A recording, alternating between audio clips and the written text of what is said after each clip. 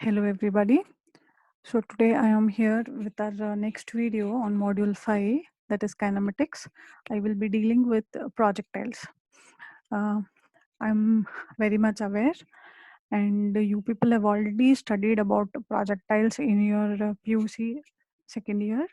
So the same part, it would be kind of a repetition, and hence the entire module 5 is going to be very scoring for you people, as kinematics you have studied already a year ago. So coming to projectiles, whenever a particle is projected upward with some inclination, I throw a particle from here at some inclination to the horizontal, but I'm not going to throw it straight. It is going to be at some inclination apart from 90 degree. It travels in air and traces a parabolic path and falls on the ground. Something like when I throw a ball from one place to other. So that is a trajectory motion. Okay. So the particle itself is called as a projectile, and the path traced by the particle will be called as a trajectory. So this is a standard figure usually shown for explaining a trajectory motion or a projectile. So say assume a boy standing at point A, I call this point A, I'll call this point B. He throws a ball from here with some inclination which goes and falls at point B. Now that is the point, or the ball is a projectile, and this is called as the trajectory. Now, there are some terminologies that have to be used while solving the numericals to projectile. So here they are. The velocity of the projection, first one. It is the velocity with which the particle is projected upward in the direction with some inclination to the horizontal. So when a boy throws the ball, there is some velocity given to the ball because of which it starts and it goes and falls. So that is the velocity of the projectile u. Then the angle it makes with the horizontal, that is the angle of projection. It is the angle with which the projectile is projected with respect to the horizontal. Third one, time of flight. It is the total time. When I'm saying I started throwing the ball at this point, it goes and reaches at this point. So the time taken for the ball to reach from here to here, that is the total time required for the projectile to travel from the point of projection to the point of target, is called as time of flight, and it is denoted by t. And then horizontal range, this one, it is the horizontal distance between the point of projection and the target point. Vertical height, that is the vertical or the maximum height reached by the projectile. So now in this case, this is the projectile or the trajectory. So this is going to be the vertical height, how much height the ball is going to reach, and then starts falling down with respect to the gravity. Okay, so these are few of the terminologies. I repeat, these 5 terms used in projectile along with this diagram usually is asked as a theory question for 1 or 2 marks or 4 or 5 marks. So whenever you are defining these terminologies, it is always better to put up one rough diagram at least and show the contents. Next, let us see what equations are used to solve for projectiles. So time of flight, as we all know, what is time of flight? Let t be the time of flight, t is denoted. We know that the vertical ordinate at any point on the path of projectile after t is given by. Now, basically, this equation is your s equal to ut plus half gt square. And because the ball falls down, we throw the ball against the gravity. That is why s equal to ut minus half gt square equation is used over here. S is what the distance traveled in equations of motion. So when I'm talking of distance traveled here, the ball is going to go up like this and fall down. So distance traveled by the ball is this now, y. Okay, so that is why I'll substitute it as s is y. Uh, ut plus ut minus half gt square. U is what? U is the initial velocity usually. So initial velocity, what we do here in this case, when I say I can get the velocity u, which is drawn as a tangent to this projectile. So this is acting at an angle alpha. We know angle of projection is alpha. So this can be resolved in two parts, that is u cos alpha and u sin alpha, right? So if I'm going to draw it and show, so u will be divided uh, so u cos alpha and u sin alpha, correct? So this is going to be cos and this is going to be sin. So this is nothing but your alpha. So what we do is we are going to take account of the vertical uh, component first, u sine alpha.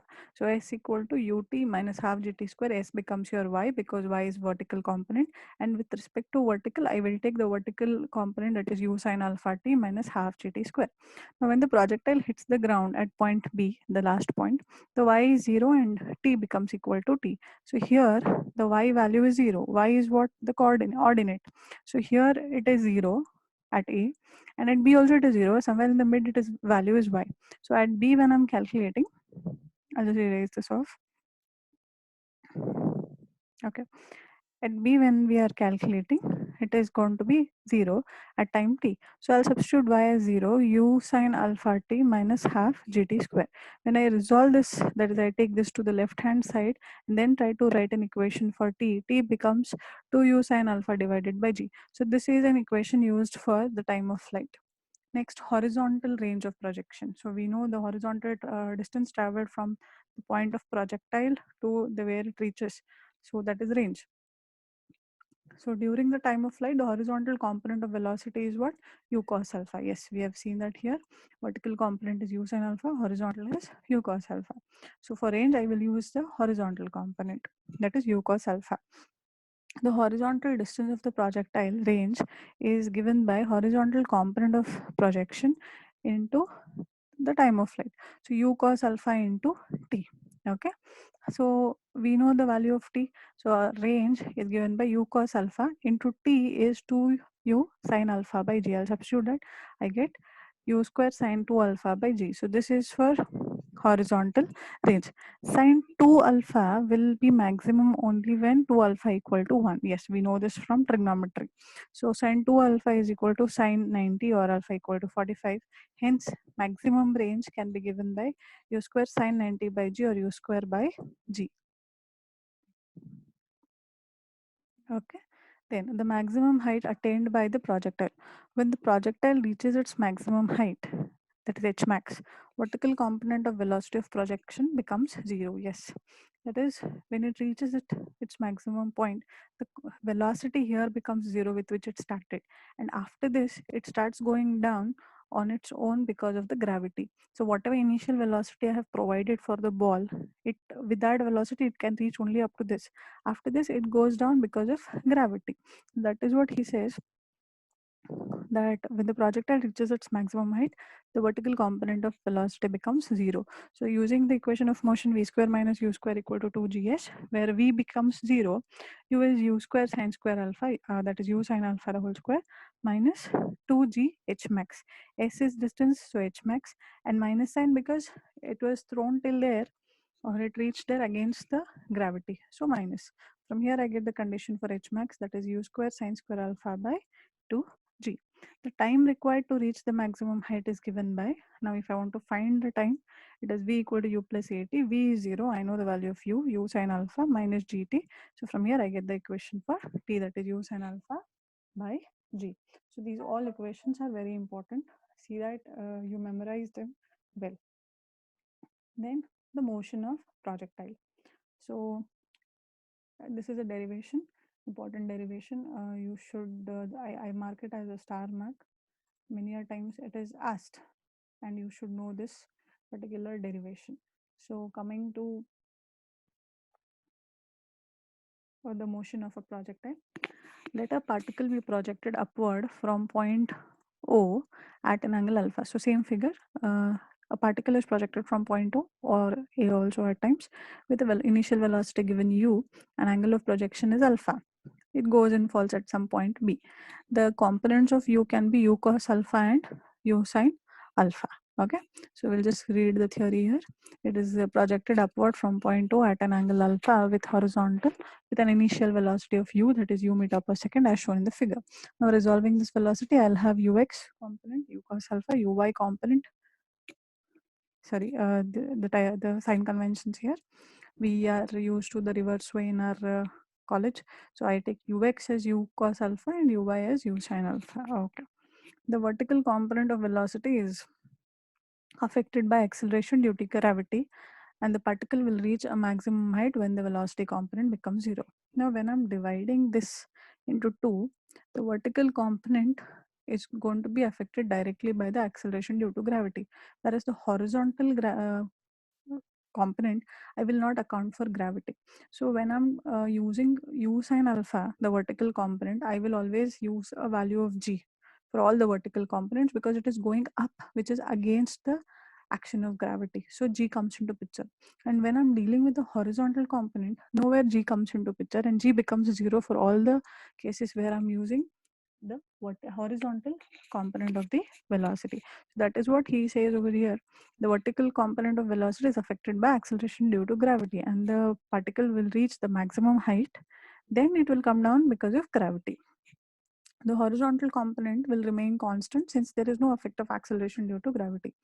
Then the combined effect of this horizontal and vertical will move the particle along a path, and that is nothing but your trajectory. So this uh, trajectory motion or projectile, it is a combined effect of the horizontal and vertical components of velocity. Both are coming into picture, and vertical component will always account for the acceleration due to gravity g, whereas horizontal component will not account for the acceleration due to gravity, and g becomes 0.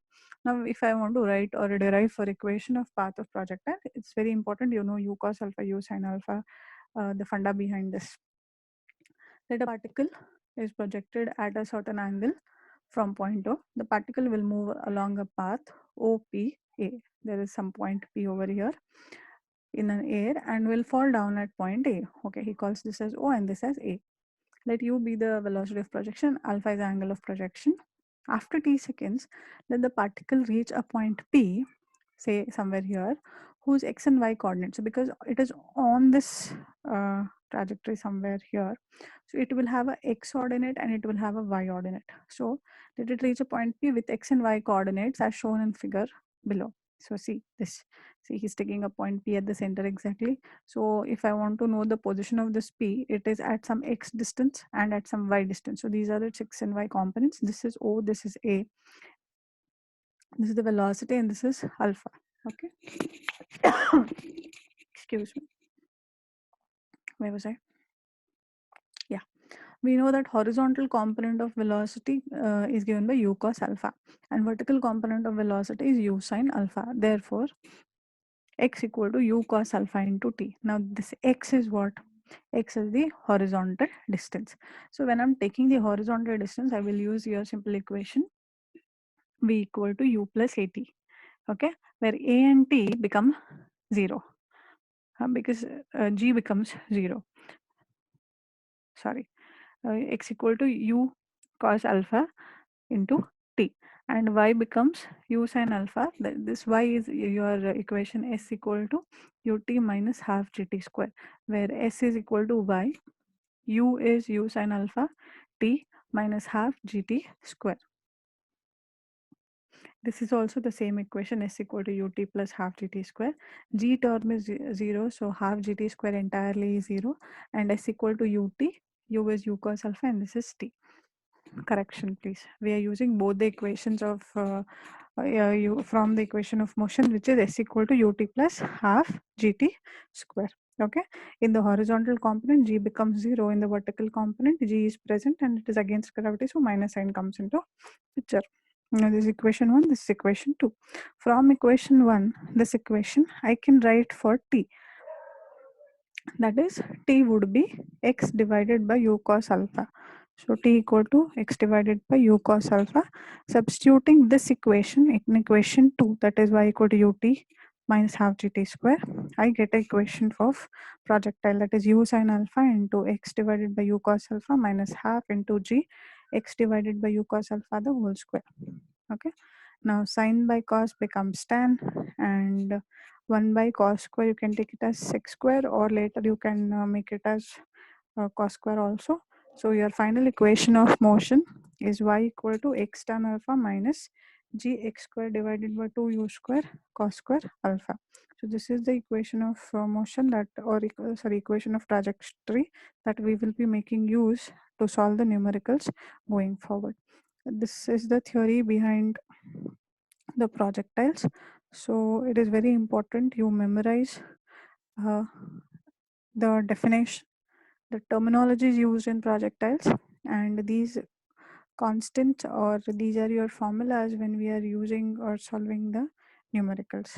I hope this part is clear, because based on this we will be taking up the numericals next. This derivation is important, that is equation for path of projectile. So this derivation where y equal to x tan alpha minus g into x square divided by 2u square cos square alpha is very important. Okay, now in projectiles when we have numericals, there are three cases. One is your standard case where this is your projectile. So your point A and point B both are on the same uh, plane, or they are in the same line, height is same. Okay, there is a second case where I will throw an object from some height and it goes and falls down. So that time it is only half of this, that is say for example for this is I will stand on a building and throw a ball down. So only this part of the projectile is coming into picture. So this is the first case where both are at same level. This is the second case where both are it is directly from some part. And there is this third case. What is the third case is when they both are at a different levels. Say I stand at some height and I throw a ball down. So there is some difference of level between these two, right? Sorry, this point and this point. Here is a place. Okay. So there is a difference. So this is your point B and this is your point A. So when I draw horizontal front line, so this is your y distance, right? So difference. So there are three cases when both are at same level, when the when it is from some certain height we are throwing an object, and when they are at different level. Now for case 1 and case 3, the equation of your projectile will remain same. This equation only changes in equation for case 1. You will make use of this equation and pxy will be given. You'll substitute for xy whatever. For this case, because this is a difference between the two a and b points, y would be substituted with a negative sign, minus y. Okay, this is one important thing that you should know. And case 2 we will take up in the numericals, no problem on that. I hope the basics are clear. Next class we will be dealing with the numericals. Thank you.